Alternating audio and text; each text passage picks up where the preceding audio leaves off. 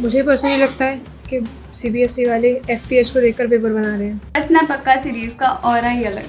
हर सवाल का जवाब फंसना पक्का है। ये नहीं देखा तो क्या देखा। स्वागत है ह्यूमैनिटीज की नंबर 1 क्वेश्चन आंसर सीरीज में। क्लास 12 पॉलिटिकल साइंस फंसना पक्का है सीरीज की एक और शानदार वीडियो में आप सभी का स्वागत है। आज हम करने वाले हैं वर्ल्ड पॉलिटिक्स का चैप्टर नंबर 4 जिसका नाम है इंटरनेशनल ऑर्गेनाइजेशंस। ये वीडियो देख लीजिए, सारे पीवाईक्यू सारे इंपॉर्टेंट क्वेश्चन आंसर आपसे बनने लगेंगे।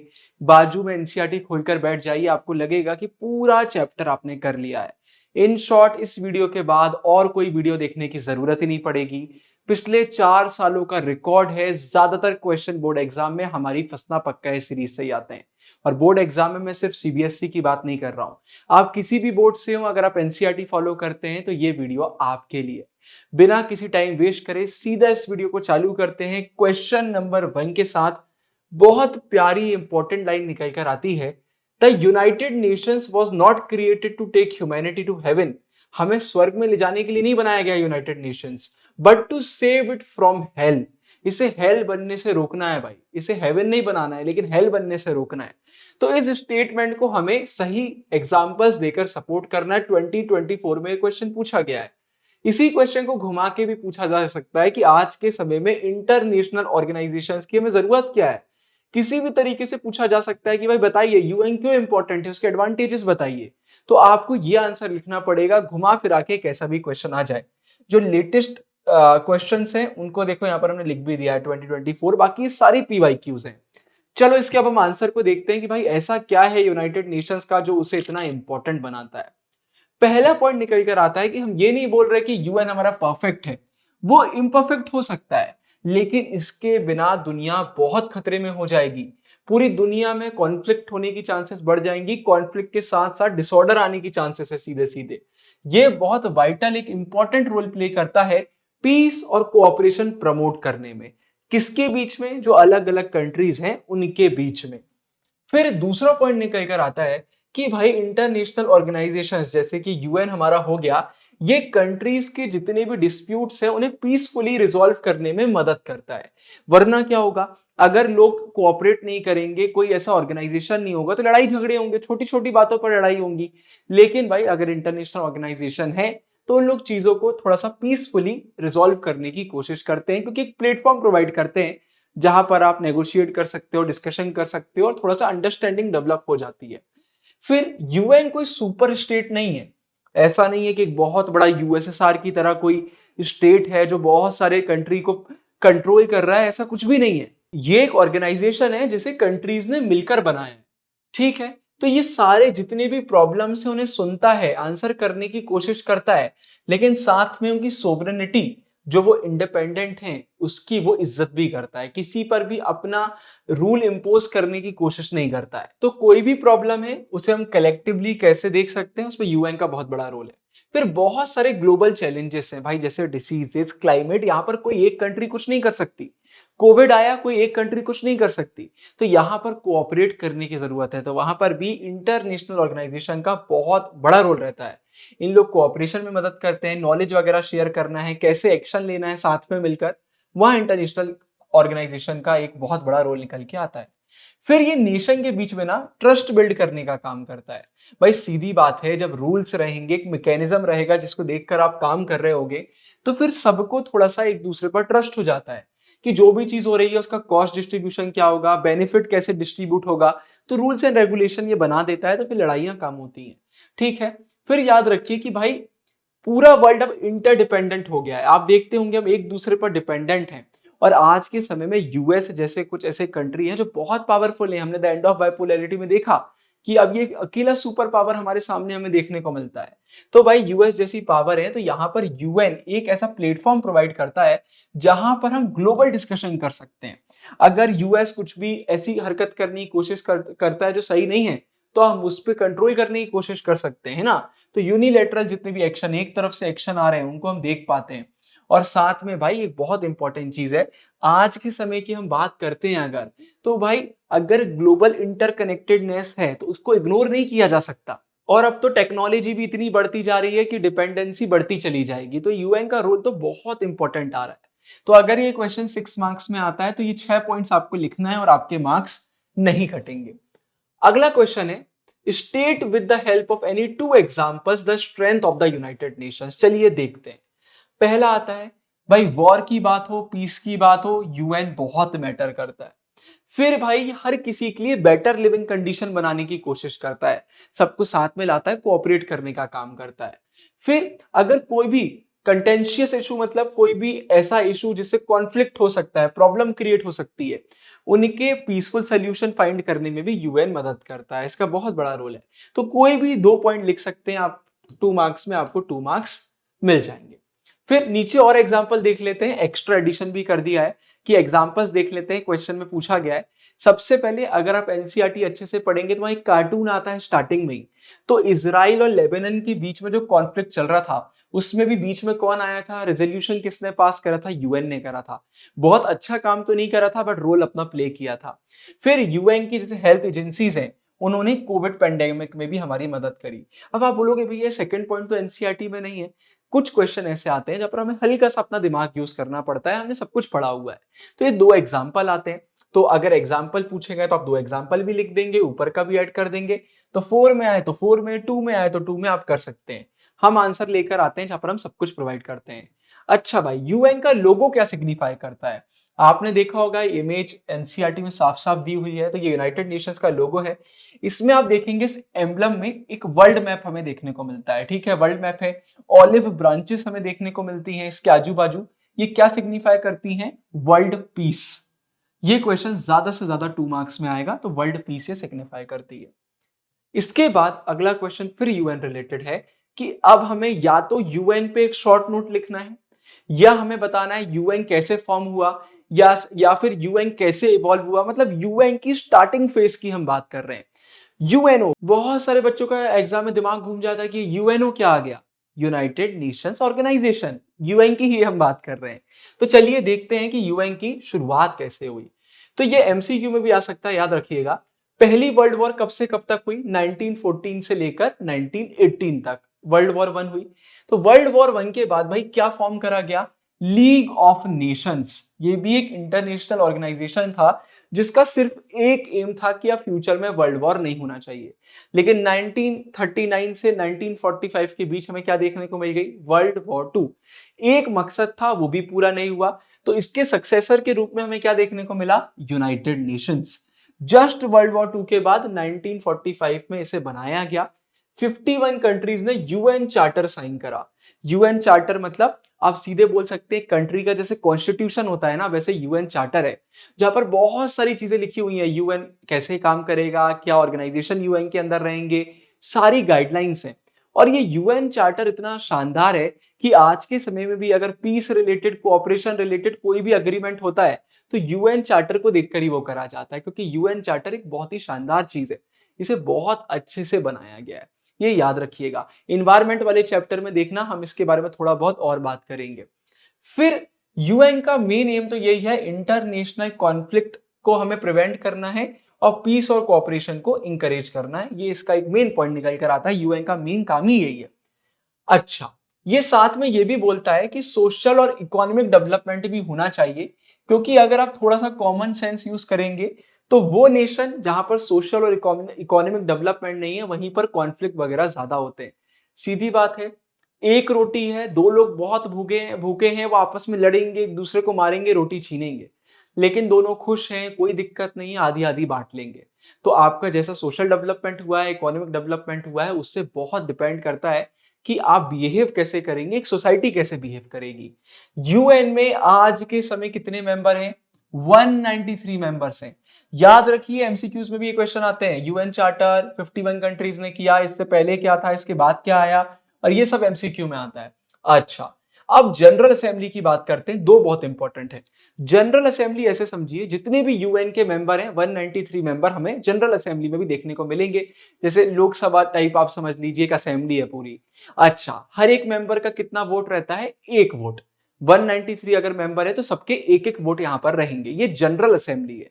लेकिन जनरल असेंबली के बाद एक और चीज निकल कर आती है जिसे हम बोलते हैं सिक्योरिटी काउंसिल। आगे बहुत डीप उसमें पढ़ेंगे। इसमें हमें 5 परमानेंट, 10 नॉन परमानेंट मेंबर देखने को मिलते हैं। परमानेंट मेंबर को याद करने का तरीका बहुत ही सिंपल है, फैब्रिक। एफ से हमारा फ्रांस आ गया, ए से हमारा यूएसए मतलब अमेरिका आ गया, बी मतलब ब्रिटेन से हमारा यूके हो गया, आर से हमारा रशिया हो गया, ठीक है, आई इंडिया अभी बना नहीं है लेकिन बहुत जल्दी बन जाएगा, और सी से हमारा चाइना आ गया। तो आई को अभी के लिए बस इग्नोर कर सकते हैं, फैब्रिक, इससे आप याद कर सकते हैं। इनके बारे में भी आगे वाले क्वेश्चन में बहुत अच्छे से हम देखेंगे। अच्छा, अब बहुत सारे ना एजेंसीज भी हैं, जैसे WHO, UNDP, UNHRC, UNHCR, UNICEF, UNESCO.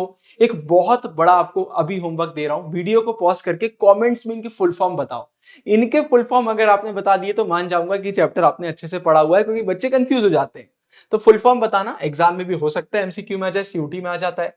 बात यही, सबका अलग अलग काम है। जैसे एक नाम मैं आपको बता देता हूं, वर्ल्ड हेल्थ ऑर्गेनाइजेशन, नाम से ही पता चल रहा है हेल्थ रिलेटेड काम होता है, ठीक है। एक और बता देता हूं, United Nations development programme, development की बात हो रही है, ह्यूमन राइट्स की बात होती है, एजुकेशन की होती है, अलग अलग एजेंसी अलग अलग काम करती है। देखिए रेड उसमें वो क्वेश्चन रहते हैं जो क्वेश्चन के अंदर क्वेश्चन बन जाते हैं।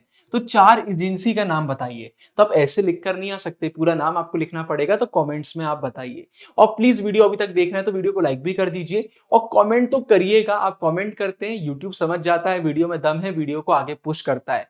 चैनल को नंबर 1 ह्यूमैनिटीज का चैनल बनाना है, आपके सपोर्ट की जरूरत है। और पूरी वीडियो देखने के बाद व्हाट्सएप पर इस वीडियो को फैला देना, क्योंकि फंसना पक्का है सीरीज से प्रीमियम सीरीज और कोई है ही नहीं ह्यूमैनिटीज की। अच्छा, अब ये तो एजेंसीज हो गई, लेकिन कुछ ऑर्गन्स भी होते हैं, प्रिंसिपल ऑर्गन्स, मेन ऑर्गन्स है हमारे यूनाइटेड नेशन के। तो क्वेश्चन आता है कि कोई भी 4 बता दीजिए, 2 बता दीजिए, उनकी कंपोजिशन बता दीजिए। अच्छा, अब कंपोजिशन में 2 ही चीजों की composition, general assembly, security council, क्योंकि हमें इन्हीं के बारे में बुक में अच्छे से बताया गया, बट मैं एक्स्ट्रा डिटेल आपके लिए लेकर आया हूं। सबसे पहले तो 6 ऑर्गन्स के नाम याद कर लीजिए, general assembly, secretariat, security council, international court of justice, economic and social council, trusteeship council. अब ये बंद हो चुका है, आगे अभी हम देखेंगे। ये 6 ऑर्गन्स हैं, इनका नाम भूल गए, एग्जाम में मन से नहीं लिख पाओगे। अब कंपोजिशन मतलब क्या होता है, कितने मेंबर होते हैं, क्या सिस्टम रहता है, फंक्शनिंग कैसी रहती है, इन सब चीजों को हम कंपोजिशन में ऐड करते हैं। तो जनरल असेंबली मैंने आपको बता दिया है, जितने मेंबर स्टेट है सबका एक एक वोट होता है ना। तो एक कंट्री 5 डेलीगेट्स तक भेज सकती है। डेलीगेट्स मतलब क्या होता है, जिन्हें भेजा जाता है कि आप हमें रिप्रेजेंट करके आइए। तो एक कंट्री 5 डेलीगेट्स भेज सकती है, लेकिन वोट फिर भी आपका एक ही रहने वाला है, ठीक है। सबका भाई एक कलेक्टिवली एक ही वोट रहेगा, हर एक मेंबर का एक वोट। फिर सेक्रेटेरिएट का मैंने डाल दिया यहां पर, आप देखेंगे एक बहुत बड़ी इमेज में सारे ऑर्गन्स के नाम दिए हुए हैं आपकी बुक में। तो भाई सेक्रेटरी जनरल, इनके बारे में आगे देखेंगे, और बाकी स्टाफ वाले हमें यहाँ देखने को मिलते हैं। जो सेक्रेटरी जनरल होते हैं, उन्हें जनरल असेंबली अपॉइंट करती है, किसके कहने पे, किसके रिकमेंडेशन पर, सिक्योरिटी काउंसिल के रिकमेंडेशन पर, है ना। और ये यूएन के चीफ एडमिनिस्ट्रेटिव ऑफिसर होते हैं, मतलब सबसे हेड आप इन्हें बोल सकते हैं। इनके बारे में एक्स्ट्रा दे दिया। बाकी सिक्योरिटी काउंसिल 5 परमानेंट मेंबर हो गए और 10 हमारे नॉन परमानेंट मेंबर हो गए। अभी आगे बहुत डिटेल में हम देखेंगे सिक्योरिटी काउंसिल को।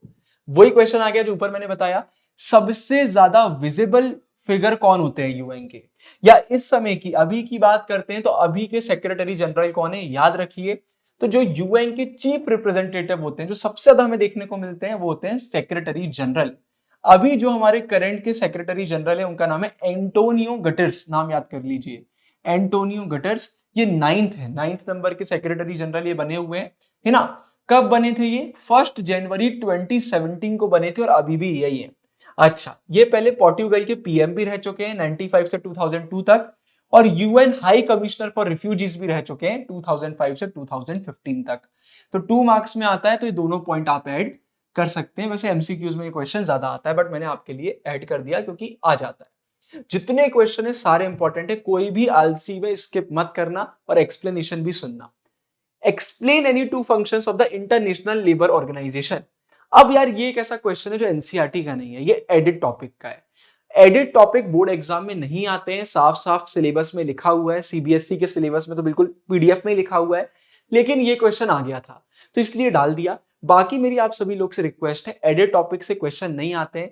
आप सिंपली चैनल पे मैंने एक पूरी वीडियो डाल दी है जहां पर एक बार में सारे एडिट टॉपिक समझा दिए, बस वो वीडियो एक बार देख लेना कि इन केस किस्मत बुरी निकल जाती है तो हम आंसर लिख पाएंगे, तो मार्क्स नहीं कटेंगे। बस एक बार पढ़ लेना, ये क्वेश्चन मैंने डाल दिया। और ये तो ऐसा क्वेश्चन है कि अगर आपसे नहीं भी बन रहा होगा तो आप लिख दोगे, नाम से मालूम चल रहा है। हम यहाँ पर लेबर्स की बात कर रहे हैं, दो फंक्शन क्या है मन से लिख सकते हैं आप कि भाई हमें वर्क कंडीशन में सेफ्टी लेकर आना है, पैरिटी मतलब इक्वालिटी, इकोनॉमिक इक्वालिटी लाने की कोशिश करना है, और भाई डिग्निटी मेंटेन करके रखना है, वर्कर्स को एक्सप्लॉइट होने से बचाना है। सोशल जस्टिस प्रमोट करता है ना, कि भाई जो इंटरनेशनल लेबर स्टैंडर्ड सेट करे गए हैं कि लेबर को कैसे ट्रीट करना चाहिए, पूरी दुनिया में वो स्टैंडर्ड्स होना चाहिए, तो उसको भी मेंटेन करने की, प्रमोट करने की कोशिश करता है ना। फिर सीधी बात है, ये इंसेंटिव्स लाने की कोशिश करता है मेल और फीमेल वर्कर्स के लिए जो प्रोडक्टिव वर्क में इंगेज्ड हैं। ठीक है, याद रखिए। तो वही है, लेबर रिलेटेड, वर्क रिलेटेड, ये सारे अच्छे काम हमारा इंटरनेशनल लेबर ऑर्गेनाइजेशन करता है। अब right the full form of UNICEF, ये भी इसलिए डाला हुआ है क्योंकि आ चुका है एग्जाम में, तो मैंने सोचा डाल देता हूं, रिस्क लेने का मतलब नहीं है।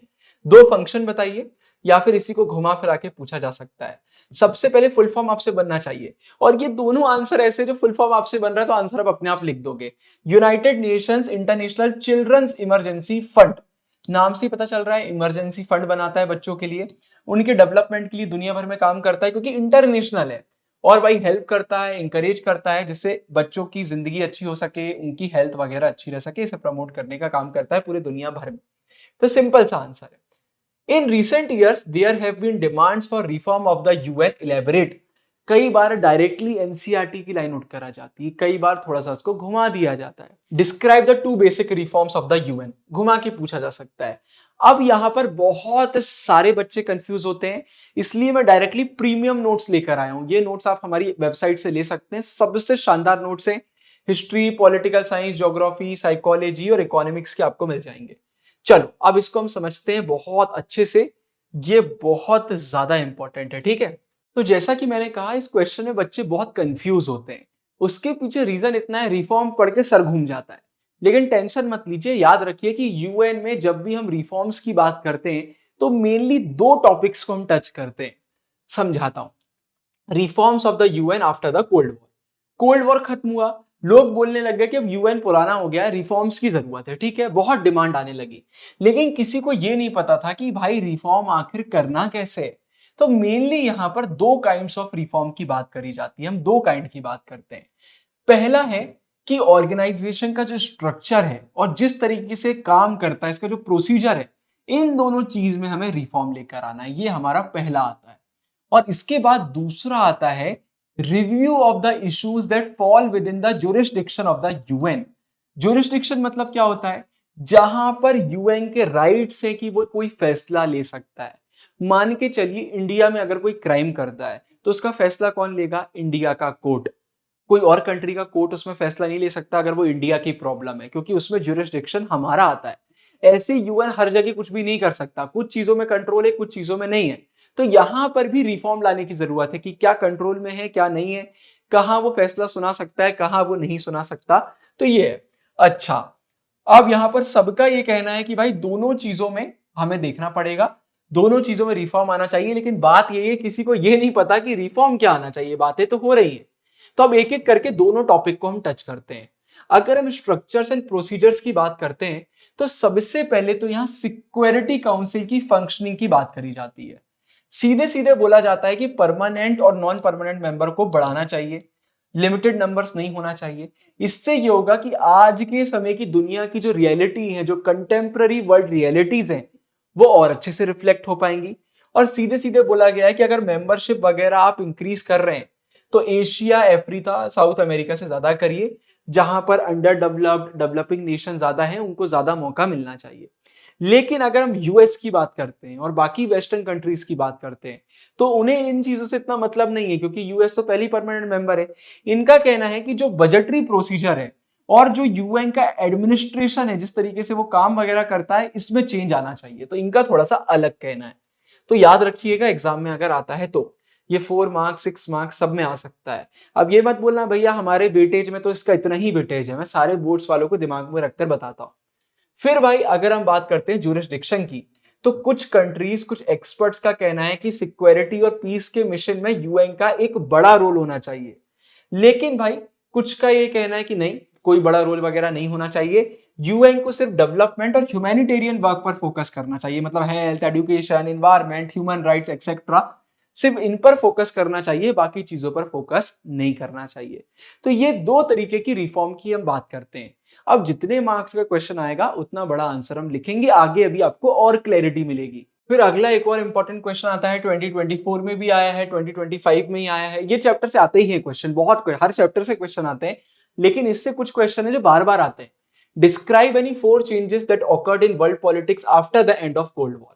कोल्ड वॉर के बाद क्या चेंज हमें देखने को मिला, वो हम आंसर करने वाले हैं। Very easy.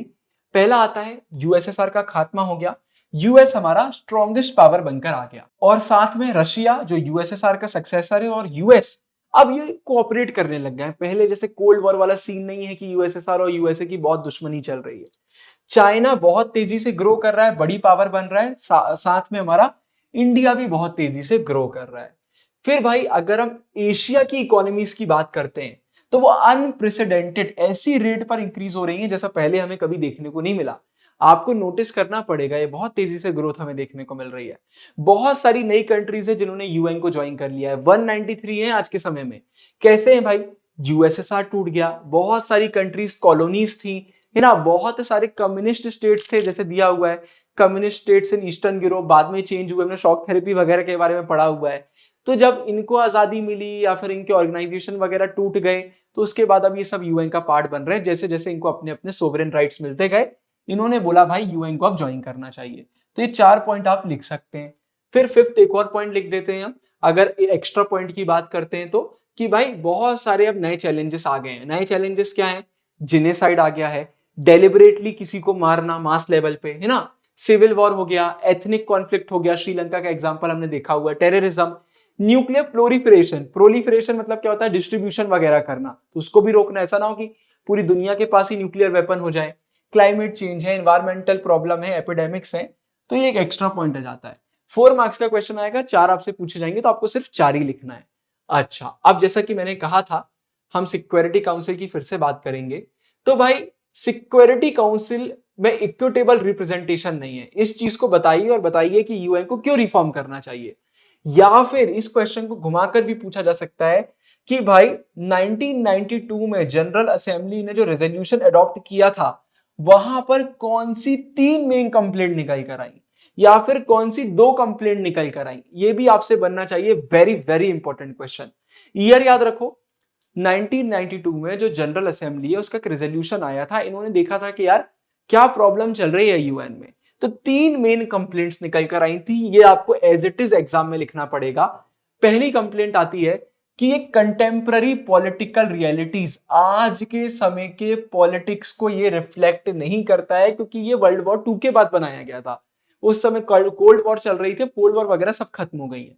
दूसरा, यूएन के जितने भी डिसीजंस होते हैं ये वेस्टर्न वैल्यूज, मतलब यूएसए और उनके दोस्तों की वैल्यूज और उनके इंटरेस्ट को दिखाते हैं कहीं ना कहीं, और सिर्फ कुछ ऐसे पावर्स हैं जो इसको डोमिनेट करते हैं, मतलब वही है जो परमानेंट मेंबर हैं उनका ज्यादा हमें रोल देखने को मिलता है।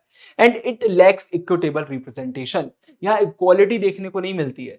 जैसे लैटिन अमेरिका की बात करते हैं, अफ्रीका की बात करते हैं, इनका कोई भी परमानेंट मेंबर नहीं है। फिर भाई अब आगे इसी को आगे बढ़ाते हुए डिस्क्राइब एनी 4 क्राइटेरिया जो 1997 में प्रपोज करे गए कि अगर किसी को नया परमानेंट मेंबर बनाना है या नॉन परमानेंट मेंबर बनाना है सिक्योरिटी काउंसिल का, तो उसके अंदर हमें क्या चीजें देखना चाहिए। मेनली अगर परमानेंट मेंबर बनाने की सोच रहे हैं तो क्या हमें अंदर देखना चाहिए। ये क्वेश्चन कई बार 6 मार्क्स में आता है, क्योंकि सीधे सीधे 6 पॉइंट इसमें आ जाते हैं। तो आंसर में वही क्राइटेरिया की हम बात करेंगे जो प्रपोज करा गया था कि नए मेंबर में क्या होना चाहिए। अब आप इससे पहले बोलो भैया इतने छोटे आंसर में 6 मार्क्स मिल जाएंगे, बिल्कुल मिल जाएंगे, क्योंकि ये क्वेश्चन का आंसर इतना छोटा ही हमारी एनसीईआरटी में दिया हुआ है। पहला, मेजर इकोनॉमिक पावर होना चाहिए। दूसरा, मेजर मिलिट्री पावर होना चाहिए। तीसरा, यूएन के बजट में अच्छा खासा कंट्रीब्यूशन होना चाहिए। पॉपुलेशन के टर्म्स में भी एक बड़ा नेशन होना चाहिए। एक ऐसी कंट्री होना चाहिए जो डेमोक्रेसी और ह्यूमन राइट्स की इज्जत करती हो। और एक ऐसी कंट्री होना चाहिए जो काउंसिल को और ज्यादा डाइवर्सिफाई करे, मतलब डाइवर्सिटी लेकर आए ज्योग्राफी की, इकोनॉमिक सिस्टम की, कल्चर की, जिससे यूनाइटेड नेशन और अच्छे से इवॉल्व हो सके। तो ये 6 क्राइटेरिया है, एक भी भूल गए 1 मार्क्स चला जाएगा, इसको बिल्कुल मत भूलना। मैं तो बोलता हूं वीडियो पॉज कर लो और एक बार इसको पढ़ लो, इसको पढ़ लोगे तो बार बार भूलने की बात ही खत्म हो जाएगी। इसके बाद अगला देखते हैं, reforming the United Nations means restructuring of the Security Council. आ गया क्वेश्चन। अब हम चलो सिक्योरिटी काउंसिल की बात करते हैं। तो सीधी बात है, 1992 में जो यूनाइटेड नेशन की जनरल असेंबली ने रेजोल्यूशन अडॉप्ट करा था, तो 3 मेन प्रॉब्लम निकल कर आई थी। अब ये मैं फिर से एक्सप्लेन नहीं कर रहा हूं क्योंकि जस्ट अभी ऊपर ही मैंने इसको एक्सप्लेन करा कि 3 क्या मेन कंप्लेंट्स निकल कर आई थी, क्या मेन प्रॉब्लम निकल कर आ रही थी। इसके साथ साथ क्राइटेरिया भी हमने देख लिया है, तो इसको भी मैं फिर से रिपीट नहीं कर रहा हूं। क्राइटेरिया यही है कि ये बोला गया कि ये सब होना चाहिए क्योंकि ये करना है। लेकिन प्रॉब्लम क्या आ रही है, प्रॉब्लम की बात करते हैं। सेम रिलेटेड इशू जो है ना, वो है हमारा सिक्योरिटी काउंसिल को लेकर, और उसमें सबसे बड़ा इशू है वीटो पावर को लेकर। बोला जा रहा है कि भाई रिस्ट्रक्चर करना है तो एक तो सिक्योरिटी काउंसिल में परमानेंट मेंबर का कुछ करना पड़ेगा और परमानेंट मेंबर के वीटो पावर का भी कुछ करना पड़ेगा। ये 5 मेंबर्स के पास है। बहुत सारे लोगों का ये मानना है कि जो वीटो पावर है ये डेमोक्रेसी और जो यूएन में सोवरेन इक्वालिटी की बात करी जाती है कि हम सब इक्वल हैं, डायरेक्टली इसके अगेंस्ट जाती है। तो वीटो रिलेवेंट भी नहीं है और राइट भी नहीं है। अब ये वीटो होता क्या है, अभी हम आगे देखेंगे। सबसे पहले सिक्योरिटी काउंसिल के हम थोड़े से कंपोजिशन की तरफ अगर जाते हैं तो 5 परमानेंट मेंबर हैं और 10 नॉन परमानेंट मेंबर हैं। अब सिक्योरिटी काउंसिल की बात करते हैं, जैसा कि मैंने कहा भाई 5 परमानेंट 10 नॉन परमानेंट मेंबर है। अब जो चार्टर है, यूएन का चार्टर जिसके बाद यूएन बना है, उसने परमानेंट मेंबर को क्या बोला हुआ है, सबसे पहला तो भाई आपको वीटो पावर दे दिया, परमानेंसी दे दिया कि आपको कोई निकाल नहीं सकता, आप हमेशा परमानेंट मेंबर रहोगे। ये चीज इसलिए करी गई क्योंकि जब वर्ल्ड वॉर 2 एंड हुई थी ना, तो यही 5 पावरफुल कंट्री थी और इन लोग जीते भी थे, तो भाई इनको इज्जत देना जरूरी था। तो इसलिए इनको बोला गया कि भाई आप बन जाइए, क्योंकि अगर इनको ये वीटो पावर परमानेंट मेंबर नहीं बनाया जाता तो यूएन ही नहीं बन पाता, इन लोग इंटरेस्ट ही नहीं दिखाते, इसलिए ये काम किया गया था। लेकिन अब ये चीज उल्टी पड़ रही है, तो ये तो परमानेंट रहते हैं, वीटो पावर, 2 चीजें निकल के आती हैं। लेकिन नॉन परमानेंट मेंबर्स की बात करते हैं तो ये सिर्फ 2 साल के लिए बनते हैं और फिर से नहीं बन सकते। ऐसा नहीं है कि 2 फिर 2 फिर 2, नहीं, एक बार 2 के लिए बनोगे फिर आपको छुट्टी, फिर बाद में बन सकते हो लेकिन कंसेक्यूटिव ईयर्स में नहीं बन सकते, बीच में आपको एक गैप तो लेना ही पड़ेगा। तो ये परमानेंट नहीं है। तो देखो रेड में कितने सारे यही क्वेश्चन दिए हुए हैं कि बताओ कंपोजिशन बताओ, वीटो पावर क्या होता है वो बताओ, तो यही सारी चीजें यहाँ पर दी हुई हैं। जो नॉन परमानेंट मेंबर है उनके पास वीटो नहीं होता है। तो ये वीटो होता क्या है, वीटो को बस इतना समझ लीजिए ये एक नेगेटिव वोट है। एक भी वीटो पावर मतलब एक भी परमानेंट मेंबर ने अगर नो बोल दिया तो वो डिसीजन नहीं होगा। मतलब मान के चलिए 193 मेंबर हैं, उसमें से 192 ने बोल दिया कि ये काम होना चाहिए, एक परमानेंट मेंबर ने बोल दिया नहीं होना चाहिए, तो वो काम नहीं होगा। ये किसी भी डिसीजन को रोक सकते हैं, इतना पावरफुल होता है वीटो पावर। वही यहां पर दिया गया है। वीटो पावर का क्वेश्चन कई बार 2 मार्क्स के लिए आ जाता है। एक नेगेटिव मैनर का ये वोटिंग है जो सिर्फ इनके पास होता है और सीधे सीधे ये रहता है किसी भी डिसीजन को ये रोक सकते हैं, ठीक है। ये एक नेगेटिव वोट है। फिर भाई बहुत सारी ऐसी कोशिशें हुई कि हम वीटो सिस्टम को अबॉलिश कर सकें या फिर मिटा सकें, लेकिन ये पॉसिबल नहीं है। क्योंकि देखो सबसे पहली चीज, अगर आप कोई ऐसा डिसीजन यूएन में लेकर भी आते हो कि वीटो पावर खत्म हो जाना चाहिए, तो परमानेंट मेंबर वीटो पावर को ही यूज करके बोल देंगे नहीं ये चीज नहीं होना चाहिए। आयरनी देख रहे हो। तो ये एक चीज है। साथ में यूएन चार्टर में अगर आप बोलते हो चेंजेस भी लेकर आ जाओगे आप, तो फिर ये कंट्रीज का इंटरेस्ट ही खत्म हो जाएगा, यूएन को छोड़ के चले जाएंगे और इतना बड़ा रिस्क अभी हम नहीं ले सकते। तो वही बात यहाँ पर करी गई। इतना रेडिकल, इतना बड़ा स्टेप अभी एकदम से नहीं लिया जा सकता क्योंकि अभी ऐसा नहीं है। वर्ल्ड वॉर 2 अभी 1945 में खत्म हुई है। तो इन लोगों का इंटरेस्ट रहना बहुत जरूरी है क्योंकि इनके बिना यूएन इनइफेक्टिव हो जाएगा। Describe the composition of the United nation security council, और क्या रिफॉर्म्स की बात करी जा रही है। तो ये तो मैंने ऊपर ही आपको बता दिया कि भाई कंपोजिशन क्या है, तो बार बार रिपीट नहीं करूंगा। इनके पास वीटो पावर है और इन लोग परमानेंट है। परमानेंसी एंड, ये 2 चीजों की बात करी गई है, परमानेंसी एंड वीटो पावर, इसको याद रखना। फिर जो नॉन परमानेंट है वो 2 साल के लिए रहते हैं। चेंजेस की क्या बात करी जा रही है, नए परमानेंट मेंबर आना चाहिए, है ना। न्यू मेंबर्स को ऐड करके आप इसको और रिप्रेजेंटेटिव बना सकते हो और डेवलपिंग कंट्रीज से ज्यादा मेंबर आपको चुनना चाहिए। ये 3 पॉइंट निकल के आते। फिर अगला क्वेश्चन है analyse any 4 steps suggested by the heads of the member states in 2005। 2005 की अगर कोई भी बात आती है कि भाई 2005 में क्या बोला गया, तो आपको यही आंसर लिखना पड़ेगा। अब ये वाले क्वेश्चन को मैंने हाईलाइट क्यों करा है उसको समझाता हूं। After the end of cold war the United nation is working in accordance with the changed realities of the world. Justify the statement with 6 arguments. कुछ क्वेश्चन ऐसे होते हैं जिनका आंसर एक टॉपिक में नहीं होता। हमने ऊपर पढ़ा यूएसएसआर खत्म हो चुका है, रशिया यूएसए के रिलेशन अच्छे हो चुके हैं, हमने बहुत सारे चेंजेस की बात करी। तो ये क्वेश्चन में वो चेंजेस भी आपको लिखना पड़ेंगे और ये वाला 2005 वाला आंसर भी आपको लिखना पड़ेगा। तो बात सिंपल है, एग्जाम में जब क्वेश्चन आए तो उसको थोड़ा सा समझो कि एक टॉपिक पूछ रहा है या 2 टॉपिक पूछ रहा है। बाकी क्वेश्चन के आंसर तो आप यही लिखोगे जो दिए हुए हैं। ये एक ऐसा क्वेश्चन निकल कर आया जिसमें ज्यादा ऐड करना है, इसलिए मैंने इसको हाईलाइट कर दिया, ठीक है, क्योंकि यहाँ पर 6 आर्ग्यूमेंट्स पूछे गए। तो देखो भाई, उसमें हम ये भी ऐड कर देंगे, ऊपर वाला भी ऐड कर देंगे। अब 2005 सितंबर में हुआ ये कि यूएन के 60 इयर्स कंप्लीट हो गए, तो सेलिब्रेट कर रहे थे एनिवर्सरी। इन्होंने सिचुएशन को रिव्यू करा और डिसाइड करा कि भाई अब दुनिया बदल रही है, तो यूएन को और रिलेवेंट बनाने के लिए कुछ चेंजेस हमें करना पड़ेंगे। वो चेंजेस क्या है? हमें पीस बिल्डिंग कमीशन बनाना पड़ेगा जिससे हम पीस का काम अच्छे से कर सके। अगर कोई भी नेशनल गवर्नमेंट अपने लोगों को बचाने में फेल हो जाती है, एट्रोसिटीज मतलब क्या होता है? सीधी सीधी यही बात है, बहुत मारपीट हो रही है, बहुत कॉन्फ्लिक्ट हो रहा है, लोग बहुत सफर कर रहे हैं। तो एट्रोसिटीज का बहुत सिंपल मीनिंग है कोई भी बहुत ही क्रूएल एक्ट, सीधे बहुत वायलेंट वे में कुछ भी हो रहा है, तो ये हमें करना है। जब भी ऐसा कुछ होगा जहां गवर्नमेंट फेल हो जाएगी तो रिस्पॉन्सिबिलिटी कौन लेगा? इंटरनेशनल कम्युनिटी लेगी कि भाई हम मिलकर उसका कुछ कर लेंगे अगर कोई गवर्नमेंट अच्छे से काम नहीं कर पा रही है तो। मतलब बड़े लेवल पर कंट्रोल लाने की कोशिश हो रही है। फिर हम ह्यूमन राइट्स काउंसिल एस्टेब्लिश करेंगे और 19 जून 2006 से ये ऑपरेशनल भी है, मतलब ये आ चुका है, काम भी कर रहा है। फिर मिलेनियल डेवलपमेंट गोल्स, टोटल में 8 डेवलपमेंट के गोल्स थे, जैसे कि हमें हंगर मिटाना है, पॉवर्टी मिटाना है, तो उन्हें अचीव करना है। अब क्या आ गए? अब ये चीज तो पुरानी हो गई, अब आपने सुना होगा सस्टेनेबल डेवलपमेंट गोल्स अब आ चुके हैं। देखो ये तो फंसना पक्का है सीरीज है, यहाँ पर मेरा काम है आपको बस क्वेश्चन आंसर बताना। हमारी लाइव क्लासेस में हम एक एक चैप्टर 3-3 घंटे में पढ़ाते हैं, तो एक एक वर्ड का मीनिंग बहुत डिटेल में समझाएंगे। इनफैक्ट हमारी यूट्यूब पर भी जो एनसीईआरटी एक्सप्लेनेशन वीडियोस आती हैं वहां पर भी हम लाइन बाय लाइन एक्सप्लेन करते हैं, तो पूरा लाइन बाय लाइन वहां पर भी एक्सप्लेनेशन मिलेगा। ये तो क्वेश्चन आंसर की वीडियो है, तो अगर आपको डिफिकल्ट लग रहा है चैप्टर तो या तो लाइव क्लासेस में आप देख लो या फिर हमारे चैनल का वीडियो देख लो। फिर टेररिज्म किसी भी तरीके का क्यों ना हो, इसको हम कंडेम करेंगे, इसको एक्सेप्ट नहीं करेंगे।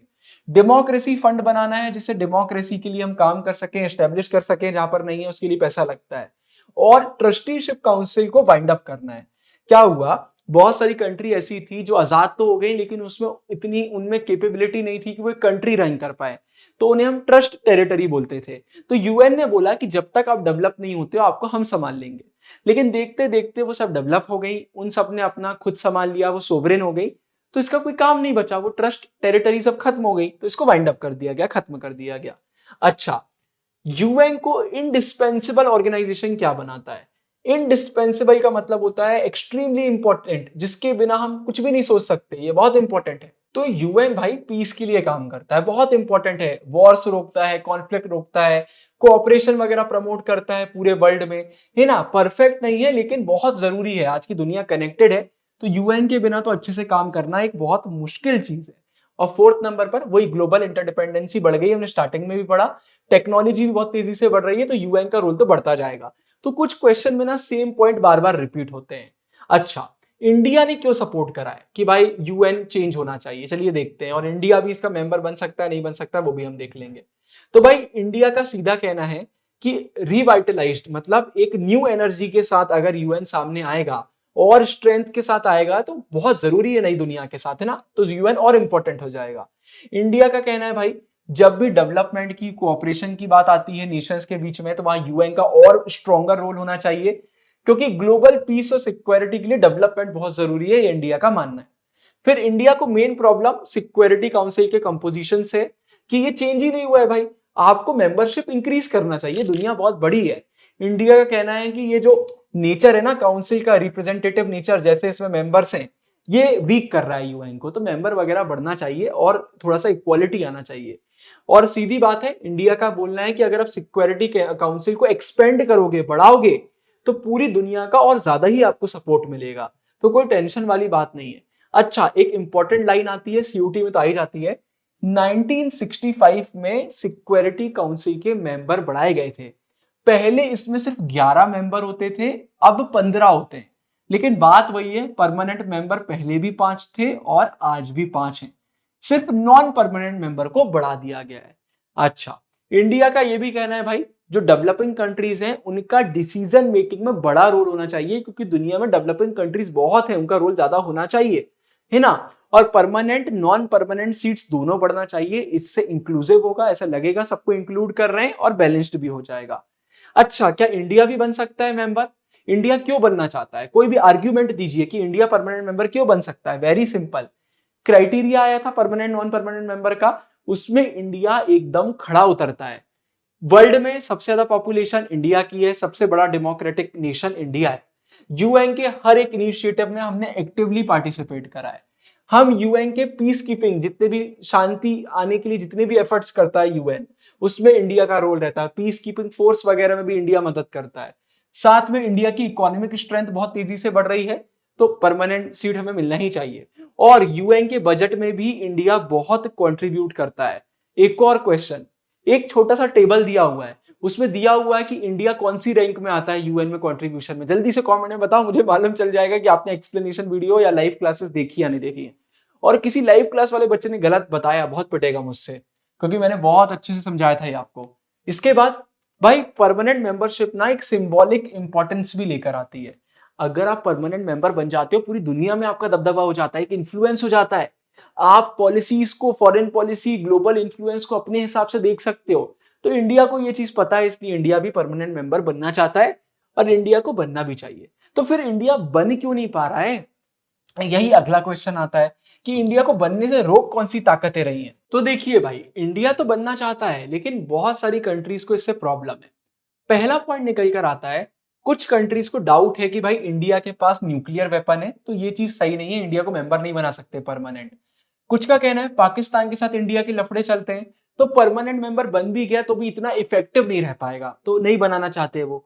फिर कुछ का ये कहना है कि भाई अगर हम इंडिया को मेंबर बनाते हैं तो Brazil, Germany, Japan, south Africa, यहाँ पर भी इमर्जिंग पावर्स है, उनको भी बनाना पड़ेगा, और वो उनको नहीं बनाना चाहते, तो उस चक्कर में वो इंडिया को नहीं बनाना चाहते। और इसके बाद एक और पॉइंट आता है, अगर हम साउथ अमेरिका, अफ्रीका कॉन्टिनेंट की बात करते हैं, तो यहां से कोई भी परमानेंट मेंबर नहीं है। तो बोला जाता है पहले इन कॉन्टिनेंट के किसी कंट्री को बनाना चाहिए, उसके बाद फिर इंडिया की देखी जाएगी। तो ये रीजन है कि इंडिया का बनना अभी और बाद में क्यों थोड़ा मुश्किल है। कोई दो इंटरनेशनल एनजीओज बताइए। ये आता है क्वेश्चन। एमनेस्टी, एमनेस्टी का मतलब पता है आपको? पार्डन कर देना, माफ कर देना, बड़े लेवल पे कोई क्राइम वगैरह किया तो माफ कर देना। तो ये एक ऑफिशियल माफी बोल सकते हैं। एमनेस्टी इंटरनेशनल एनजीओ, भाई ये एनजीओ है जो पूरे वर्ल्ड में कैंपेनिंग करता है ह्यूमन राइट्स को बचाने के लिए, इसको प्रमोट करने के लिए। ये सीधा बोलता है कि universal declaration of human rights, ये आप लोग कॉलेज वगैरह में पढ़ेंगे, इसमें बहुत अच्छे से ह्यूमन राइट्स की बात करी गई है। यूएन साफ साफ बोलता है भाई ह्यूमन राइट्स सबको मिलना चाहिए। तो सीधी बात है, इसको प्रमोट करते हुए बोलता है ह्यूमन राइट्स के लिए हमें काम करना चाहिए। और ये ना रिपोर्ट्स वगैरह भी पब्लिश करता है, जहां पर ये बताता है कि गवर्नमेंट ने क्या क्या गलतियां करी, इसलिए गवर्नमेंट को एमनेस्टी इंटरनेशनल इतना पसंद नहीं आता। ह्यूमन राइट्स वॉच, ये भी एक एनजीओ है, ये भी भाई सीधे सीधे ह्यूमन राइट्स की बात करता है। ये largest international human rights organisation है यूएस का। ये रिसर्च करता है और एडवोकेट करता है ह्यूमन राइट्स को। ये मीडिया का अटेंशन लेकर जाता है किस तरफ, अगर कहीं पर भी ह्यूमन राइट्स को अब्यूज करा जा रहा है।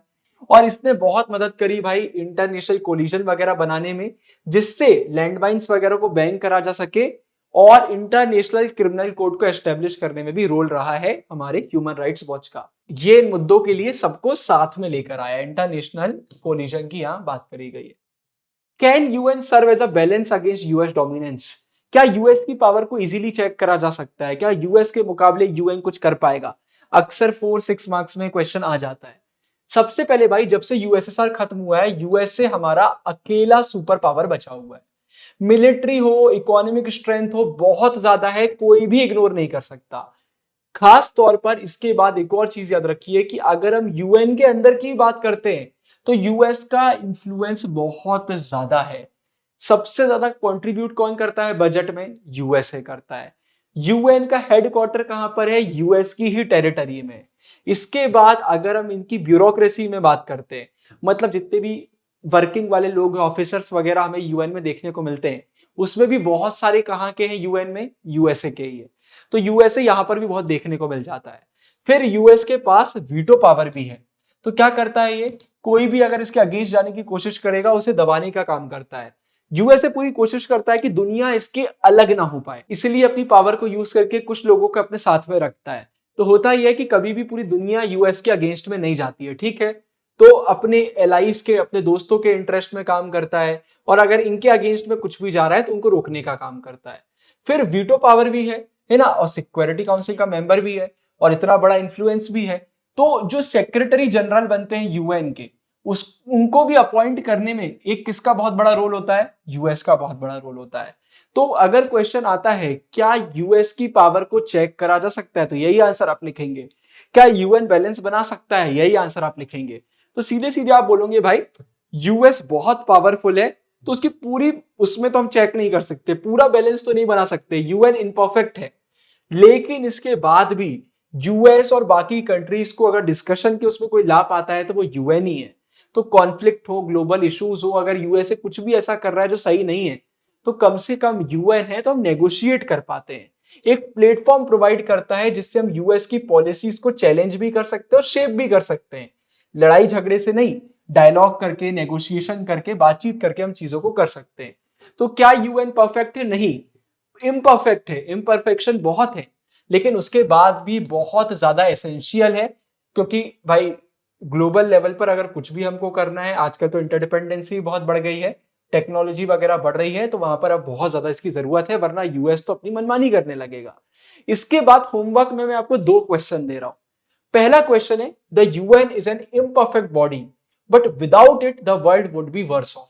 इसका आंसर पूरे उसमें ऊपर दिया हुआ है। अगर आपने वीडियो को अच्छा देखा है, आप इसको आराम से लिख देंगे। मैं आपको बोलता हूं 6 पॉइंट्स बताइए इसके, ठीक है।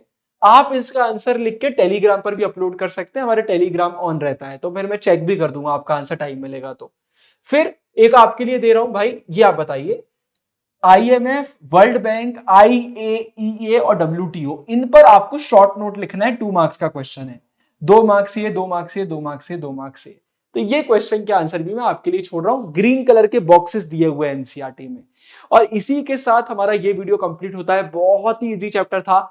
वीडियो अभी तक देख रहे हैं तो वीडियो को लाइक करिए, दोस्तों के साथ शेयर करिए, कमेंट में बताइए ये वीडियो आपको कैसी लगी।